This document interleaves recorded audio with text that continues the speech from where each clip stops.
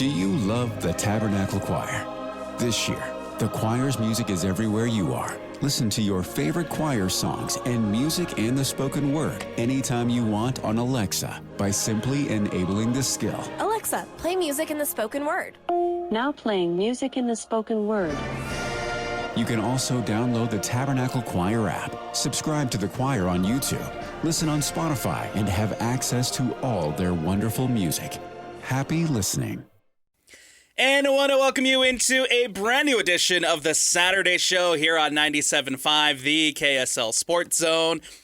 Thank you for making us a part of your Saturday morning. Hope everybody's figuring out ways to stay cool in this summer heat. I'm Alex Napoles. That's Christian Esparza. Sitting behind the glass today, it's Parker Long. Christian, how's it going, man? How's your week? Dude, it's going great. As you say, staying cool, I'm looking at my weather app right now. Yes. It's already 91 degrees outside. It is, man. It is 10 a.m. on the dot, and it is already 90 degrees. That is ridiculous. I got out to start my car, and it was already, like, incredibly warm inside the car. Okay. And, yeah, I mean, it shouldn't be this warm this early, but here we are. Oh, my it's gosh. supposed to be over 100 all weekend, so everybody stay cool, man. 106 is the number I saw floating around, so that's crazy. We were talking to Chandler Holt yesterday. He's down in Las Vegas covering the Summer League. How hot is it down there? Said I think he said 110. Oh, That's light work for Vegas. it's gross. Yeah. I already feel gross in the 106, and I mean, I can't imagine how warm it is in Las Vegas right now. Plus, it just feels drier Right. and disgustinger. How was your fourth? Fourth was good, man. I didn't really do much. Parents were out of town, and so I just spent a bunch of time with the siblings, hanging out and watching TV. That's pretty much all I did. Heck yeah. Did you do stay up late, watch fireworks? No, Not a fireworks guy? not a very big fireworks guy. I feel like once you see one firework, you see them all. We didn't. Oh, that's a lame take, dude. We didn't do fireworks either. Are you a fireworks guy? I enjoy fireworks. Yeah. I get like the fire danger and stuff, so I haven't lit any fireworks myself in a few years. This year though, with the newborn, 3 months old, we took him up to our friend's house. They have a swimming pool, so we went there around like noon. And it was just such a long, hot day that we ended up leaving early. We kind of just watched fireworks along the freeway on our way home. There you go. And that worked. It was kind of cool, driving through. It's like Roy. It's like, okay, which fireworks are Roy City's fireworks and the house fireworks? Okay, I think those ones are the city. And then you get into Clearfield. It's like, okay, those are Clearfield City for sure. So that's how we spent our fourth. But yeah, it was amazing weekend. 250. I can't believe it, man. Busy week this week. Obviously, a lot Really? going on with the Big 12 Media Days. Obviously, a lot going on with the Salt Lake Summer League and the Las Vegas Summer League. We'll dive into some Darren Peterson and Summer League talk here in just a moment, but we'll start with the Big 12 Media Days because it feels like it's the official kickoff of the college football season. College football is right around the corner.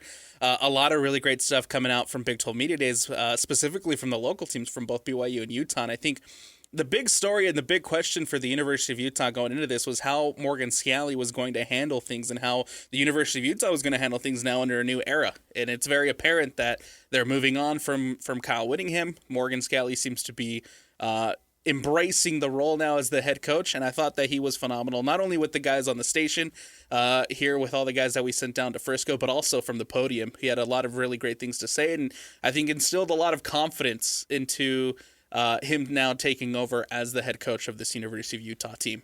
Yeah, Morgan Scalley always represents himself with a pretty giddy and contagious energy. Yes. He's like a little ball of electricity, and he's kind of just like, it's almost like the Energizer Rabbit. He's been wound up, and he's just like itching to just get going. He reminds me of Sean McVay. I've said that a few times of the Rams, just because you can tell he's always, if everybody walks around at like a 6 or 7, these guys walk around at 11 all the time out of 10. They are just amped constantly. And one thing I'm interested to see with Morgan Scalley compared to Kyle Whittingham is just it always felt like Whit had some tricks up his sleeve.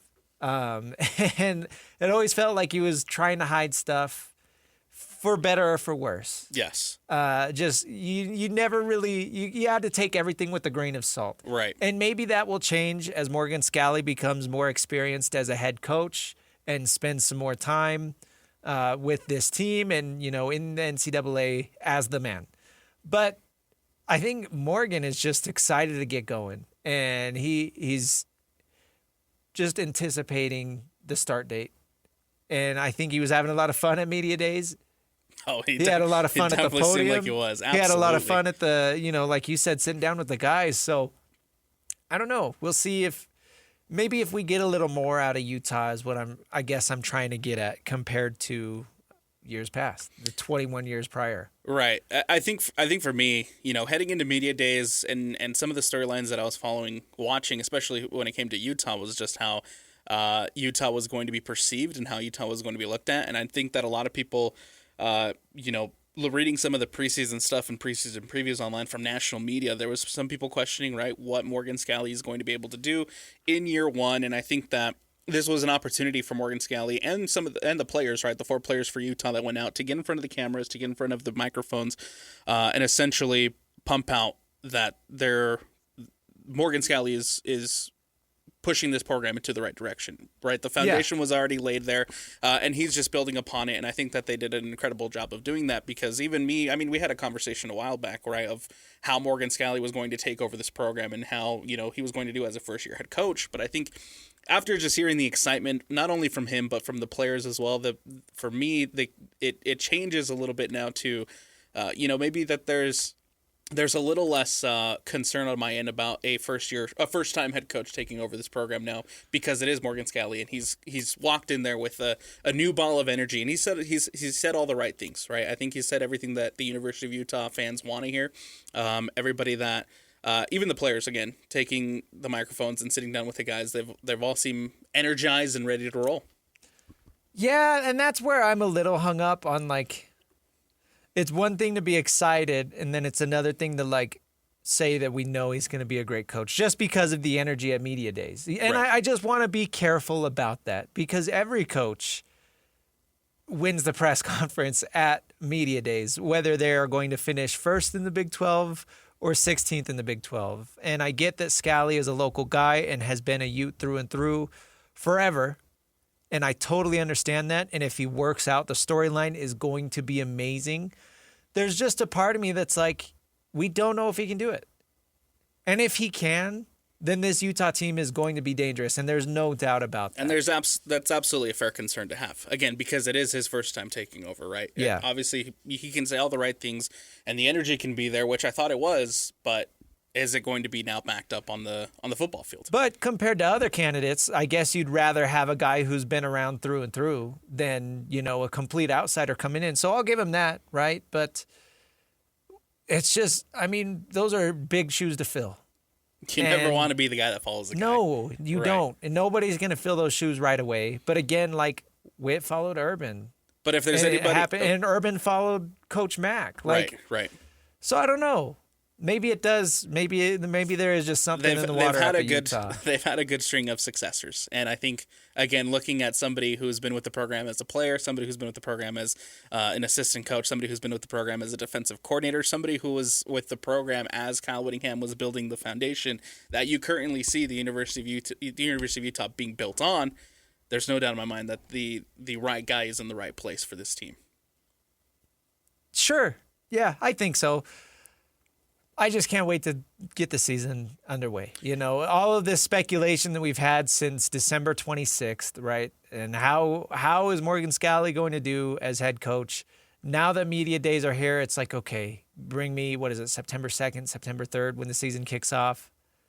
Can't get here fast enough. I really am curious, because that's the other thing, Alex, is not only does Scally walk around with a new energy, but a lot of the team does. And you kind of hinted at it, brought it up. A lot of these players are excited to see how this team changes under Scally, because it does not sound like it's going to be the same old Utah and, quote unquote, protect the defense. It seems like that is a thing of the past. And Morgan Scally is going to try and bring more of a balanced approach to this Utah team.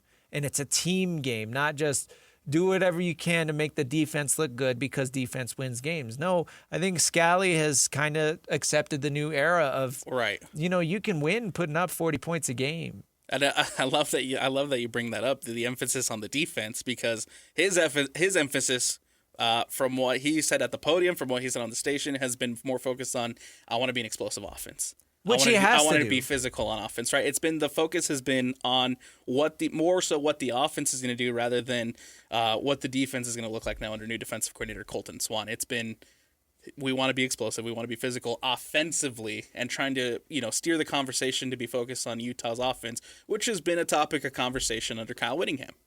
Yeah, the defensive guy getting promoted to head coach, nobody's going to have worries about the defense. Yeah. The assumption is that defense is going to continue being good as it was under Scally as the defensive coordinator.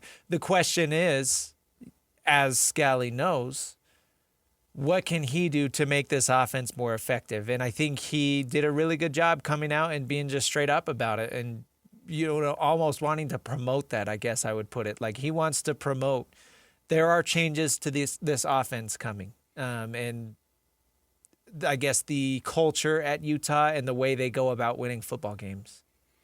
Mark Harlan also made his rounds. Sat down with the guys down there at Frisco, and he also emphasized that this team seems to be more of one under new head coach Morgan Scally.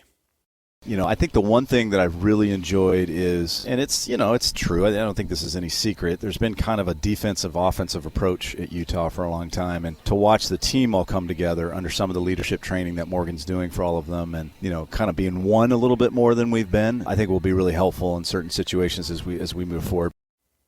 So it's not just offense versus defense anymore. It is now one team. We're operating as one, and we're moving forward as one, and that's what the feeling I got from, again, Morgan Scally having those conversations, and then of course Mark Harlan sitting down, the athletic director, and essentially emphasizing the same thing as well. And Mark Harlan too has taken his fair share of scrutiny and criticism over the last couple of weeks because of some of the decisions being made, how the departure of Kyle Whittingham was handled, but I also thought that Mark Harlan presented the program well in emphasizing this team is more unified. This team is more under one.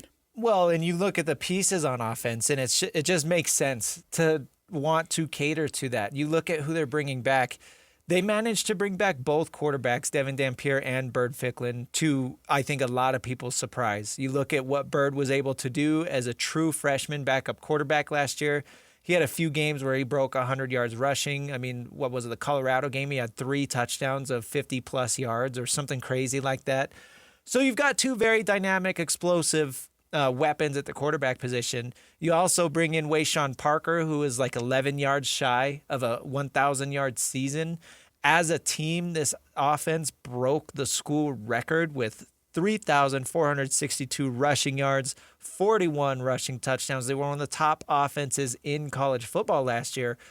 So you get that. Why would you want to move away from that? You recognize the pieces that you have, and you bring in the new offensive coordinator, Kevin McGivern, and Pagan from Utah State is going to come down and presumably be your wide receiver 1.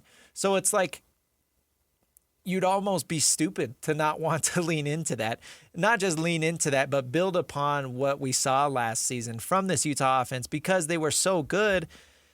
And that's without even bringing up the struggles in the pass game. And I think a little bit was brought up about Devin Dampier's injuries last year and about how he was hampered by sounds like it was a sports hernia, right? And that severely limited him. And we came on and talked about on Saturdays and in the post-game shows, like there were a few games where Dampier really struggled to throw the ball. Absolutely. So if you truly believe that he was held back by that injury and that he can come out and be a much better passer than he was last year, on top of healthier as a rusher, Dampier could finish as the best quarterback in the Big 12. And I don't know if that means NFL aspirations because of the size concerns, but you look at some of the guys in this league, Noah Fafita, Bear Bachmeier, Devin Dampier could have a better season than anybody else in this league because it sounds like they believe in him as a true dual threat quarterback. Yeah.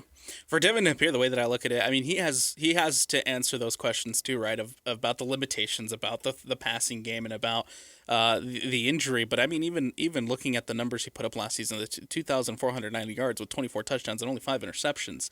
And now you're telling me that Devin Dampier's coming into the season healthy. Absolutely, he has a chance to be the best quarterback in this conference.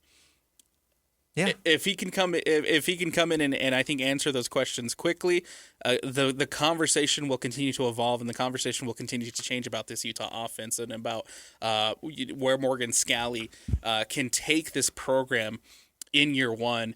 Another thing too that I think will continue to be a staple for this team is, of course, Wayshawn Parker and the rushing game, and how successful and how crazy that running game was last season, where they were amongst the best. Right, they're putting up Navy numbers. They're putting up amongst the best in the conference when it came to rushing the ball. And of course, Wayshawn Parker also talked about being the clear number one running back for this Utah offense. It boosts my confidence just a little bit, because coming in, sharing the backfield was like, okay, like I got another running back that I'm comparing myself to. Now that he's saying that I need to get more carries, it's like, okay, 10 times higher. Like, now I'm that guy. Now I need to step up and prove everybody that I'm that guy and get myself out there. If he can come in him and Daniel Bray, and then on top of that, you throw in Bert Ficklin, his ability to run, Devin Napier's ability to run, there's no reason why this team shouldn't be running the ball the way that they were last season until you look at that offensive line and how much turnover you had, how much of the coaching help that you had on that offensive line that is now gone and left. So I think the answer isn't isn't about the runner and the runner's ability. It's going to be about the blocking. It's going to be about the young, untested offensive line and what they can do coming into this next season.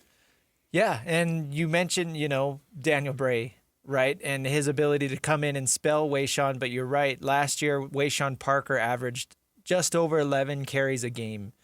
And obviously, you look at the game-by-game numbers. There was a clear uptick after game 5 or 6, right, when he kind of became the 1A. So you go into year 3 now, presuming he is the workhorse guy, and you bring in Daniel Bray as a change of pace guy. He's more speed and game-breaking ability versus a true every down back like Parker, or a Bird Ficklin, right, who's going to come in and run some of these designed package runs, and then the Devin Dampier who can just run the option. There's no reason that this Utah team can't be, conservatively top 10 in the country in rushing again. They finished second last year. You mentioned losing a bunch of offensive linemen. I'll give them that. Who was 10th last year? You're looking at Indiana was about 3,400 yards compared to 3,462 for the Utes. So it's like, I feel like that is attainable. Absolutely. A lot of optimism and a lot of optimism, and I think a lot of people look at this Utah team and are thrilled and excited to see what Morgan Scalley can do under first-year head coach, as the first-year head coach. And then you have, of course, looking at BYU, and I think the conversation for BYU is a little bit different. I think Kalani, LJ, Keanu, and everybody that was there for BYU said all the right things, but the question for BYU is, at least for me, does it feel like BYU is entering the season and it's championship or bust? Do you want me to answer that? Yeah. Championship or bust? I don't know if Big that's 12 championship. Right. I don't know if that's a thing anymore in college football. Just because it seems like you can really cure all your problems in one offseason, Yeah. But I will say, if you look at what BYU has as far as returning the quarterback, returning the Big 12 Offensive Player of the Year in LJ Martin, returning some of these studs on the defense, instead of saying championship or bust, I'd say this year's chances are as good as any, right? I don't know. Do you think their chances are better this year or they were better last year, looking purely at the roster? Because last year they had Chase Roberts, right? And we knew he was a commodity at the wide receiver position. Now going into this year, they lose Chase. On the defensive side, they lose Jack Kelly, right? 2 very heavy contributors, but then you look at Bear Bachmeier going into his second year as a starter, and how much better is he going to be? This offensive line is going to be really good. We know that. And again, they still have studs on the defense like Tanavasa, Glasker, Satuala. So if they can patch something together in the receiver room, I'd put them as the favorite over Texas Tech. I really would. So on three was down there at media days, and they polled all the Big 12 coaches. And they did their preseason poll after getting getting the feelers from all the head coaches down there at Big 12 media days, and the BYU ended up taking number one. Okay. As amongst the Big 12 coaches, and I wonder how much that is to obviously. I think it's a little bit of mix of both. Of obviously BYU returning so much that they have a really good shot of making it back to that Big 12 championship game, but also maybe a little bit of a jab at Texas Tech and not wanting to put Texas Tech at the top. And we'll talk a little bit about that next Absolutely. segment. But that was a clear, hanging over everybody's head was who is this freaking Texas Tech team? Who let them in? Kalani Sitake, again, saying all the right things, and I think they all handled the questions really well about, does this team have the aspirations right to go win the championship? And of course, Kalani Sitake being humble and hungry, sidesteps the question a little bit. But I think all of them said the right thing, right? If everybody can play to their best ability, stay healthy, this team I think has can aspire to a lot. And then of course the question coming into the season is going to be how you replace Jay Hill. For Kalani Sitake, it was always going to be Kelly Papinga. I knew K-pop was going to be special long ago, even before he came on the staff. The reputation that he created for himself as a coach, in recruiting as an assistant, and even what he's done with Bronco was really impressive. Guys like Fred Warner, Sione Takitaki, Harvey Langi, all those guys were singing the praises of Kelly Papinga, especially Fred. Fred really loved him, and so I took note of it, and anytime I could get him on staff, I wanted to, so we brought him in. Once he was here with Jay, I knew that he'd be the next guy in line. Sitake, Papinga, Scally, they're all cut from the same cloth, and that is the Whittingham tree, the Fred Whittingham tree. And so when you have that much talent returning on the defensive side, you get Keanu Tanavasa back, you get Falatal Satuala back, you get Isaiah Glasker back. The list goes on for BYU. When you have that much talent returning, I feel like it makes the job for Kelly Papinga just that much easier to scheme, to plan, to figure things out when you have that continuity defensively, despite losing Jay Hill, your defensive coordinator from last season. One thing I really like about that clip is he says he was preparing to lose Jay Hill, right? And that had kind of been discussed on the station, not just us, but all of the shows. How long is Jay Hill going to stick around? Yeah. Because we were presuming he was going to be a head coach soon. And even when Utah State hired Bronco, I firmly believe Jay Hill was in the mix, right? I know Jay Hill has been talking to other teams about becoming a head coach.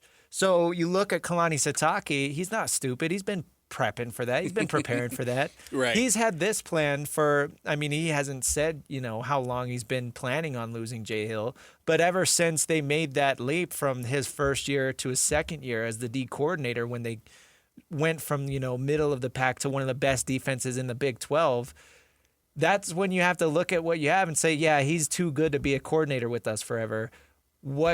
How can I have a backup plan ready? So Kalani has clearly had K-pop locked and loaded and ready to go. He said as much in that clip.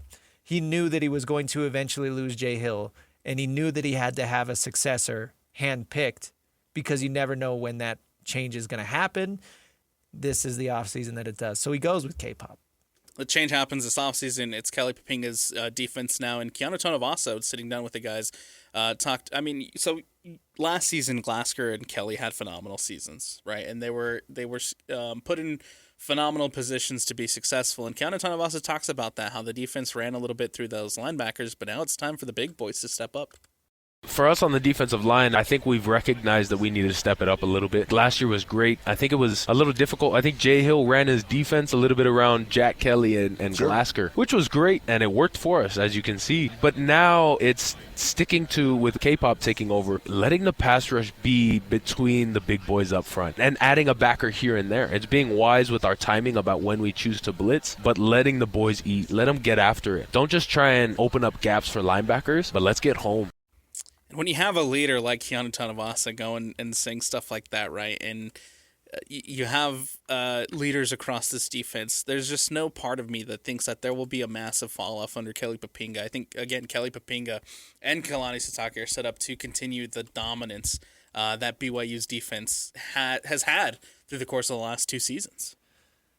So what he's trying to say there, last year, well, the last several years, there's been kind of a hubbub about BYU's defensive ends. Right, not and we've producing talked the sack about it, numbers. right? Yeah, we talked about it here and on the it. post game and stuff. You look at the sack leaders last year for BYU. Jack Kelly led with 10. The next closest were Bodie Schoonover with 3 and Isaiah Glasgow with 3, right? Anisi Purcell had 2. Tanavasa himself had 2. You had several other players add 1. But you look at the discrepancy between, your leader, Jack Kelly with 10, and then the next best guy. And watching the games, it was clear, like Tanavasa was saying, their job was kind of just to hold up the lineman, send Jack Kelly on a blitz, and hope he either pressures the quarterback or gets a sack. And it worked because Jack Kelly was a special player. But now that he's gone, how does BYU change their defense, to be more traditional, where your pass rush comes from the defensive line and you don't have the special player that can kind of go out and do it all? Not to say that Isaiah Glasgow isn't cut from a similar cloth as Jack Kelly. And, you got this other linebacker coming in who's supposed to be really good too. But Jack Kelly was special, right? He was in there, people compared him to Fred Warner.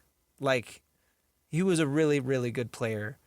Now things are going to be a little bit different, more traditional, where you're relying on your defensive tackles, defensive ends to get pressure, get sacks, maybe send a blitz here and there, but it's not always going to be Jack Kelly as the spy, boom, fire, go get the QB. I mean, I am curious to see how if the defensive line can step up a little bit more for BYU, because that has been they need to.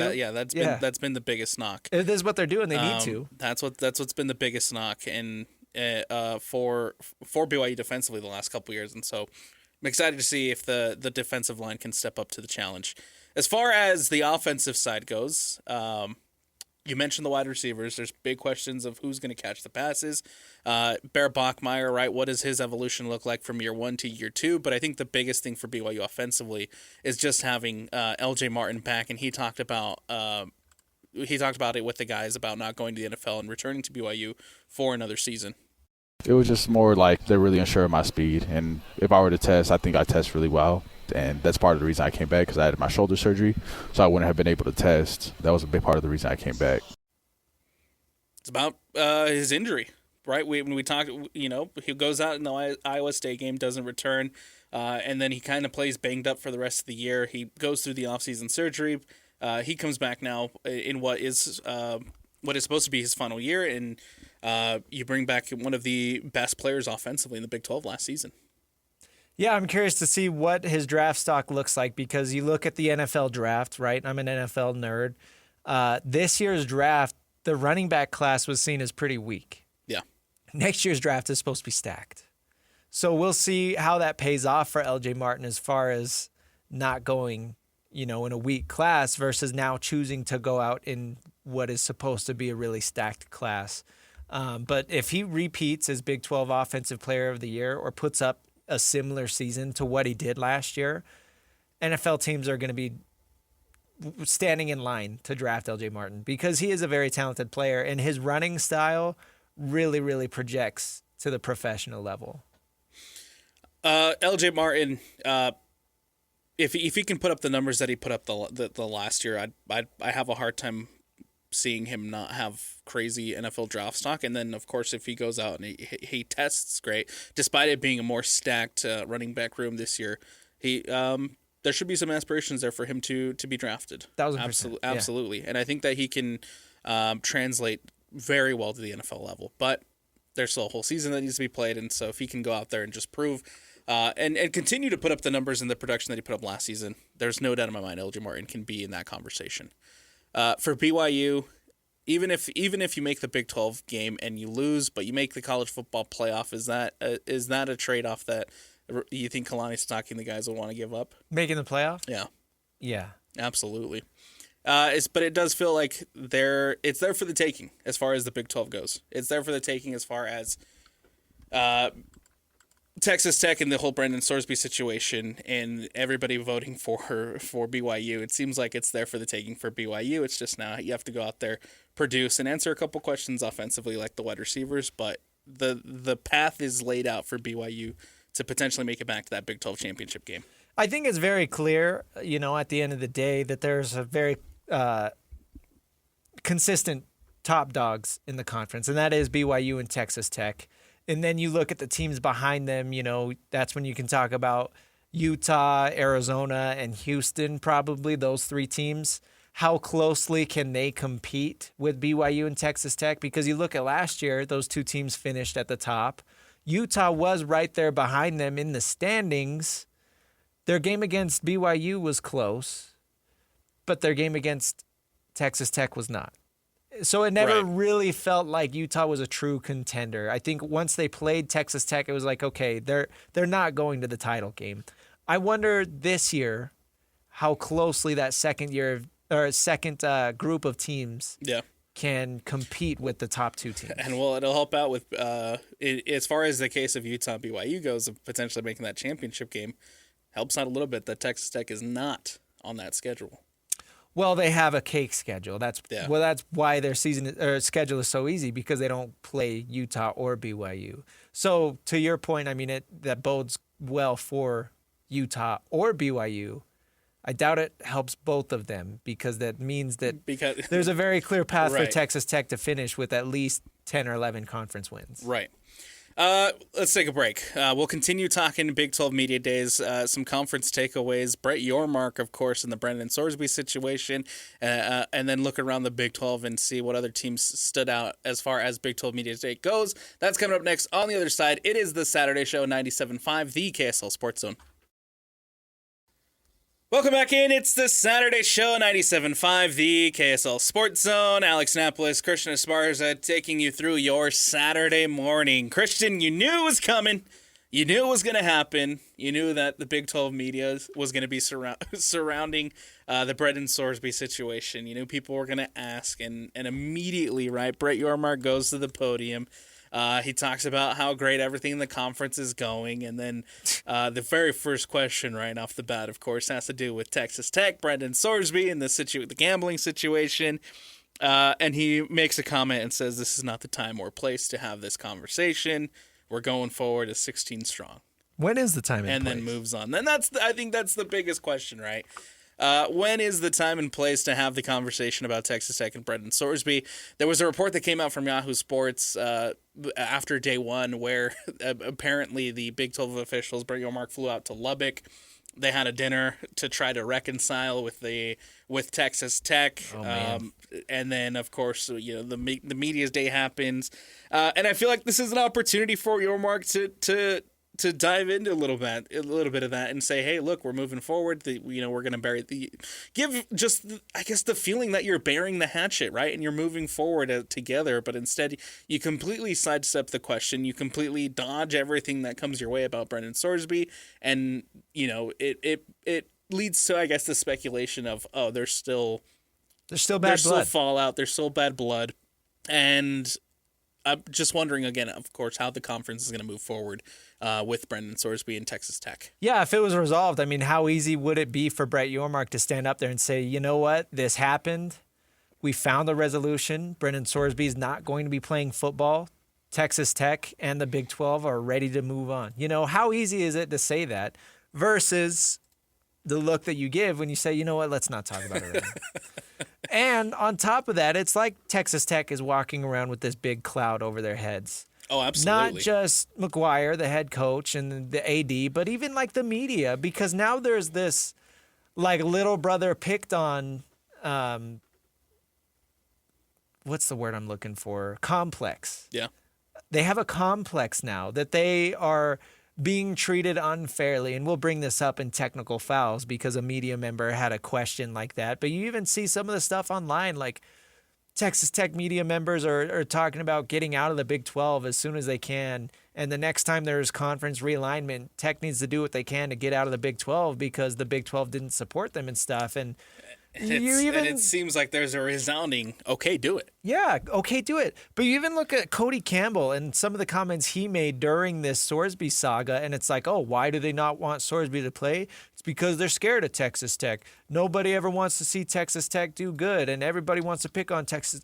It's like, dude, if you would just shut up and play by the rules and not try and be edgy and controversial, you did this to yourself. Nobody would care. You did this to yourself. And Joey McGuire goes as far to say that during one of his meetings, he says, had he known the fallout and had he known that this was going to be the reception that Texas Tech received, and got from everybody else in the conference, then they would have approached the situation differently. And hindsight's 20/20, right? You can go back and you can say, oh, we should have done this differently. But the reality is, what happened, and now you have to face the consequences of those actions. Yes. And whether that is, the Big 12 continuing forward with the lawsuit, whether that is whatever punishment that the conference decided to give Texas Tech, sometimes you just have to deal with those consequences. Do you think they should be punished?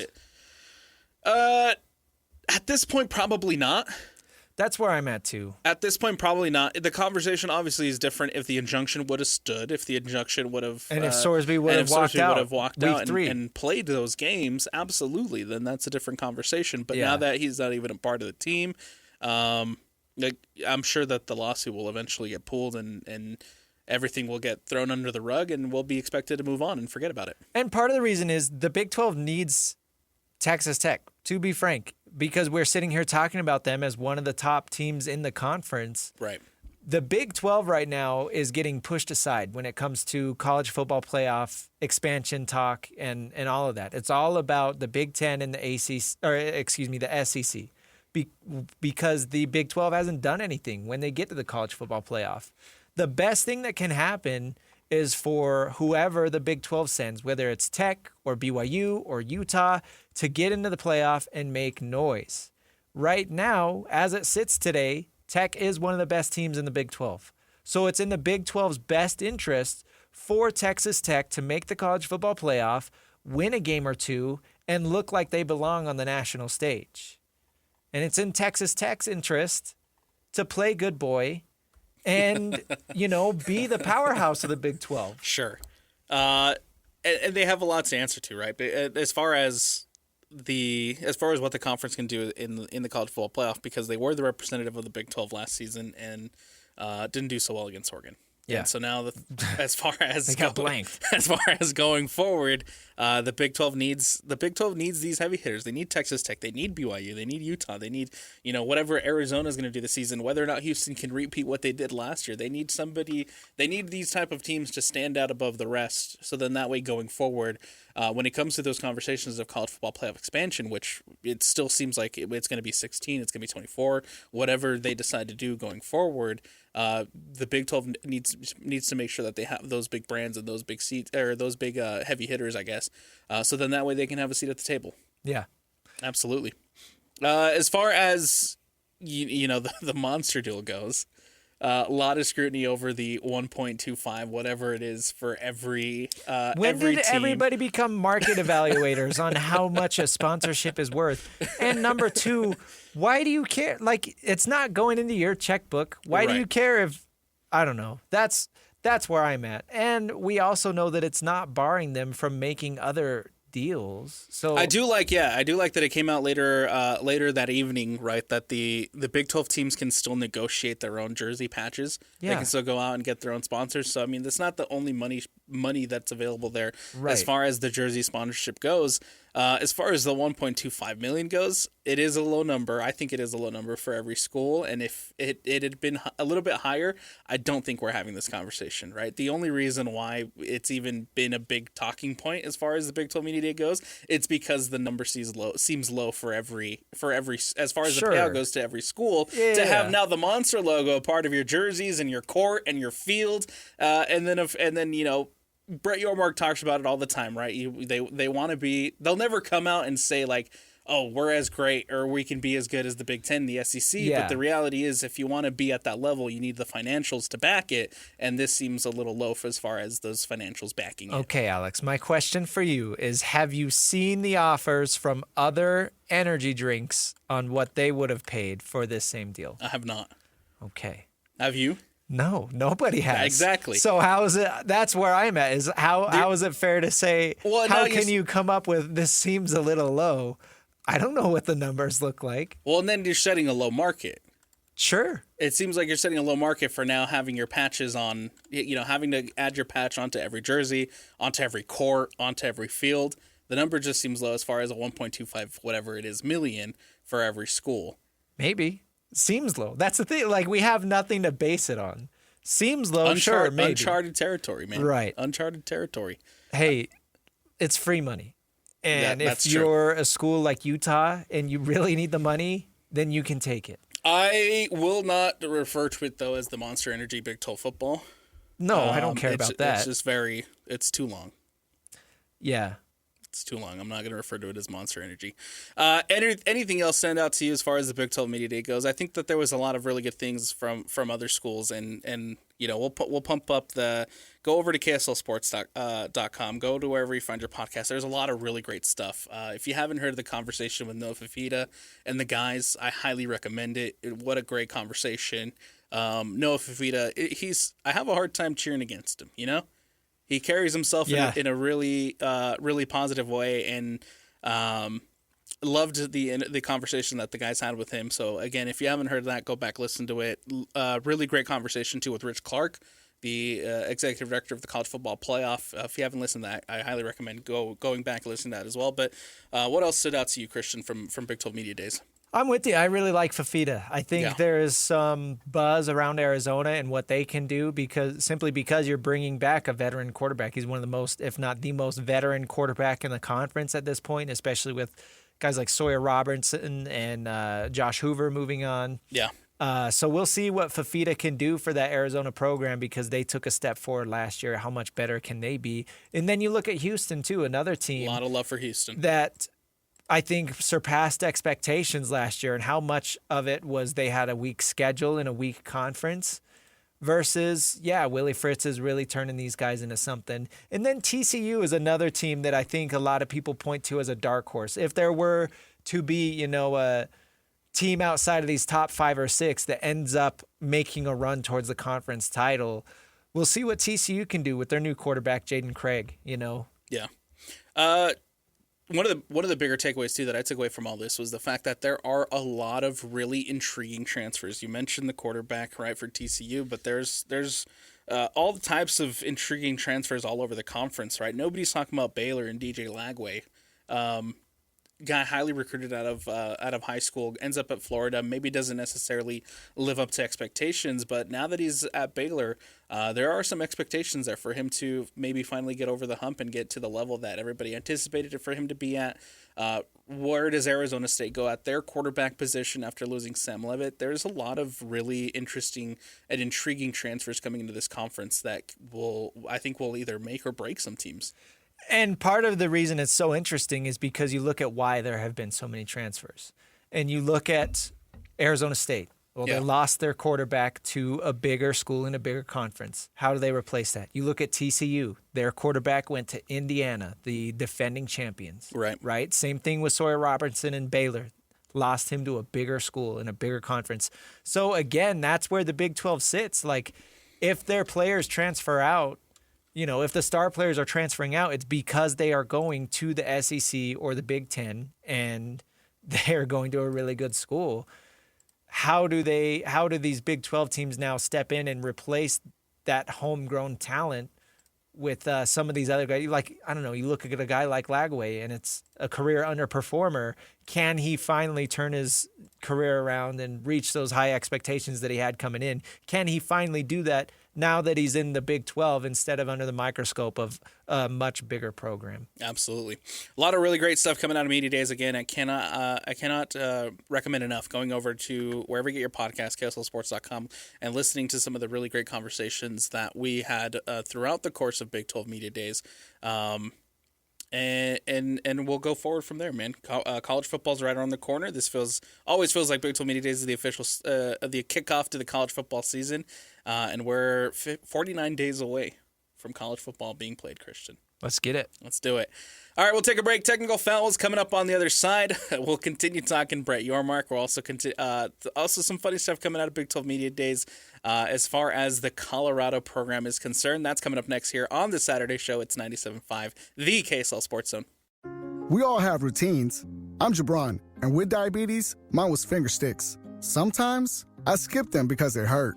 The Freestyle Libre 3C GM changed that. It gives me glucose insights without finger sticks. Learn more at freestylelibre.us. Finger sticks are required if your glucose alarms or readings do not match symptoms, or when you see check blood glucose symbol for the first 12 hours. The views expressed should not be used for medical diagnosis or treatment as a substitute for professional medical advice. Individual circumstances may vary. For prescription only. Safety info found at freestylelibre.us. Make game day yours. Tickets, food and drinks, stats, and streaming. Everything you need is in the Utah Mammoth app. Download today and make game night easy. Download on both Android and iPhone. Tusk Top. Welcome back to the Saturday show, 97.5, the KSL Sports Zone. Alex Napoles and Christian Esparza. It is time for Technical Fouls, where we talk about the sillier, funnier, maybe dumber things happening in the world of sports. How about this one coming out of Big 12 Media Days, Christian? Julian Lewis, the quarterback of the Colorado Buffaloes. He was having a conversation with ESPN. And they asking him questions just about his time and his experience at Colorado. And Julian Lewis talks about Deion Sanders and the offensive coordinator and kind of their approach to how they game plan for some of these games. The most since last year to now? My play, I'm actually looking at the defenses now. Last year we wasn't really looking at defense as much, just kind of high school free ball and just out there playing football. But, it's a lot bigger than that now, so it should be fun. I kid you not, man. Since last year to now. I saw that come across the Twitter feed, and I legitimately thought it was AI. Yeah, I thought it was a fake clip, but it actually is Julian Lewis coming out and saying that they weren't looking at defenses; they were just going out there and freestyling. It doesn't surprise me at all. And again, nerding out a little bit here because of who their offensive coordinator was. Do you know who it was? Yeah, it was Pat Shurmur, right? Pat Shurmur. Yeah. Pat Shurmur. NFL flameout. Yes. Pat Shurmur. Yep. You know who his last job was before he was with the Buffs? That I don't remember. He was the OC, offensive coordinator for my Denver Broncos. There you go. Who are those horrible orange creatures over there? Tell them I hate have them. Experience. So I saw firsthand how bad of an offensive coordinator Pat Shurmur is. I believe he lasted 2 years with my Donks under Vic Fangio. Those offenses were unwatchable. Yeah. They were very bad, and I'm pretty sure it was Pat Shurmur's fault. Because it might actually be his fault, because Right. now Julian Lewis comes out and says, "Oh well, we weren't actually scheming for defenses." I mean, you look at his career history, and he has been. I mean, he started as a grad assistant in 1998, right? So he has clearly been doing this forever. But then you look at the on-field product, and it's like, how has he been doing this forever? Because, yeah, it's been pretty bad the last few years. Before the Broncos, he was the head coach of the Giants. Those teams sucked, 2018 and 2019. Right. Vikings offensive coordinator in 2017. Yada, yada. Anyways, looking at Colorado last year, it was pretty clear that they didn't have a game plan on offense. Well, and then there was that clip. I forget who their quarterback was last season, but there was that clip of their quarterback getting the play call. Julian Sayin, and then he looked absolutely bewildered by what Pat Shurmur had just called. So crazy. It was funny to hear Julian Lewis say that, and especially too. I didn't think it was a real clip, but here we are. Another one coming out of Big 12 Media Days real quick. Sean Dillon, a reporter down there from Texas Tech, and Brett Yormark, and the spicy exchange they had at the podium. Texas Tech got fined over tortillas, and tortillas were banned outright. OSU paddles broke an noisemaker rule, has a tradition exemption. Sorsby never played a snap for the Red Raiders. Big 12 sued them anyway, while Cincinnati hasn't been yet touched. You're selling greater than 12. Why should Texas Tech fans believe it? Can you sit? Let me come closer to you. Stand up. Ask that question again, and I'm going to give you the answer I want to give you, so go ahead. Texas Tech got fined for tortillas, and tortillas were banned outright. OSU has had paddles that were given a noisemaker exemption back in 2012. Sorsby never played a snap for the Red Raiders, and yet there is a lawsuit. Cincinnati has yet to be touched. You're selling greater than 12. Why should Texas Tech fans believe them? No, I didn't say greater than 12. You misquoted me. I said we're going forward as 16 strong, and that's my answer to your question. But thank you for that question. Appreciate it.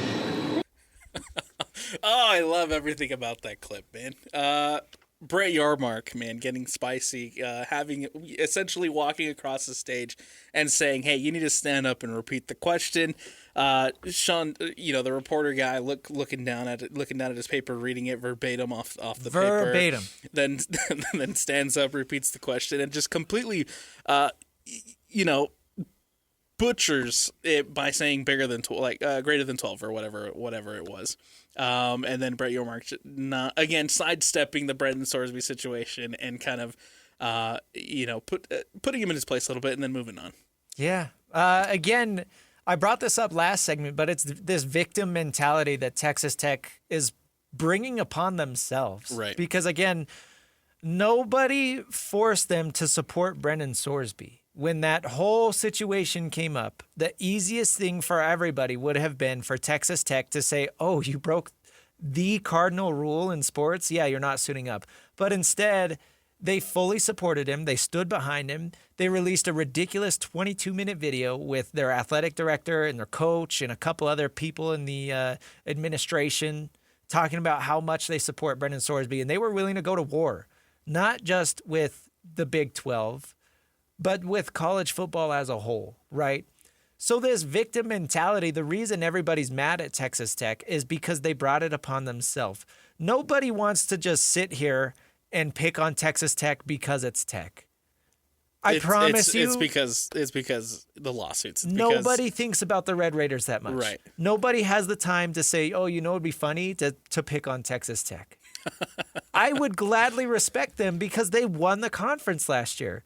I would gladly respect them, as a really good football team, as one of the top dogs in the conference, if they didn't do this to themselves.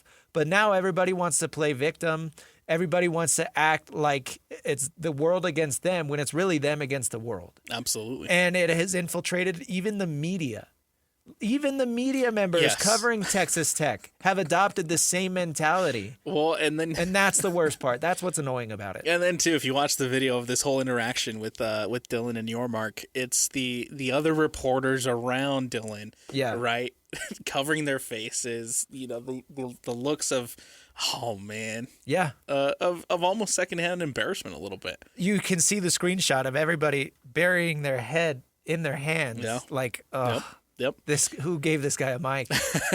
I do think, too, another funny wrinkle about all this, to Sean Dillon's defense, right? This whole interaction happens on day one. Yeah. By day two morning, it is being reported out there by Yahoo Sports and Russ Dellinger that the NCAA has sent an inquiry to Cincinnati regarding Brendan Sorsby. So, to his defense, there is a little validity in his question, but his question didn't be dragged on the way that it did. Well, and to his credit, to give him some speckle of credit, the Big 12 should have announced that investigation before media days had started. Why wait until day two? There are going to be questions about it. So that was a bad look on the Big 12's hand, but you don't want to be that guy as a media member.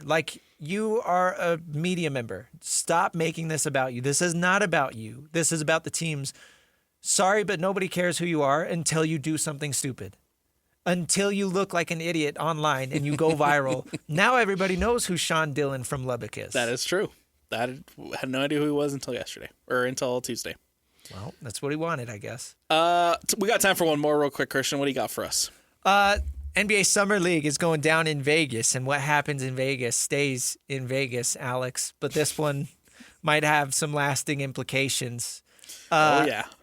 Former teammates Bam Adebayo and Tyler Hero reportedly got into a little scuffle at a practice court. Sounds like it was at a practice for Tyler Hero's AAU team. I'm forgetting where the practice court was. I think it was like Resorts World or something like that. That's right, yeah, that's right. And I don't know why Bam Adebayo would have been there, but apparently, Bam walked in, some words were exchanged, and the latest report says Bam did not hesitate to walk up and quote-unquote strike Tyler Hero. What did the 5 fingers say to the face? What? Slap! That's a good one. It sounds like, I don't know if it was a slap or a punch, but you look at some media stuff from Tyler Hero yesterday, it looked like he had a little mark under his eye. Yeah. Bam Adebayo punched Tyler Hero at Summer League. This is so funny. That is insane. Did anybody? Here's my question, right? I hope first and foremost, I hope everyone's good, everyone's okay. Secondly, did nobody record? Why haven't we seen a video pop up of this whole altercation? Because the second it happened with Draymond and Jordan Poole, the videos were surfacing less than an hour later. And was it that fast? I thought it took some time. I thought it was pretty quick. I would be surprised if we don't have video by Monday. Yeah. I don't know. TMZ works pretty dang hard, especially in the Sin City. In this day and age, everybody's recording. Everybody's got a phone out there. I'm sure a video will come out. I haven't seen any videos yet, Christian. But maybe it was too fast. I don't know. It sounds like Bam literally just walked up and punched him, kind of Chris Rock style. Animosity, man. I'm curious to see now, too, how these two will react when they face off each other. From best friends and teammates to now. How sad. Not so much. Tragic. It's like a Shakespearean tale. Let's take a break. Speaking of Summer League, the Utah Jazz went undefeated in Salt Lake City in their Summer Leagues. We'll talk Las Vegas, we'll talk Salt Lake, and we'll talk Darren Peterson coming up next on the other side. It is the Saturday show. It's 97.5, the KSL Sports Zone.